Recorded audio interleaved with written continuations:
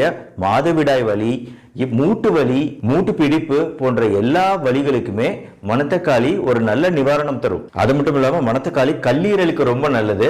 நம்மளுக்கு கல்லீரல் பாதிப்பு, மஞ்சள் காமாலை போன்றவை வந்து அப்புறம் அதுல இருந்து நம்ம குணமாயிட்டு வரோம் அப்படின்னா அடிக்கடி மணத்தக்காளி எடுத்துக்கிறதுங்கிறது கல்லீரல் பாதிப்புல இருந்து நம்ம மீள்றதுக்கு ரொம்பவே உதவும்.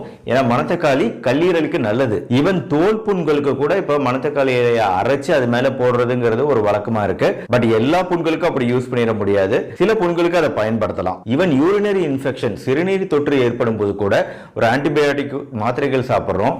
இந்த மணத்தக்காளி கீரையுமே வந்து அந்த நேரத்தில் ரொம்ப நல்லது. நம்ம தொற்றுகளை குறைக்கும்.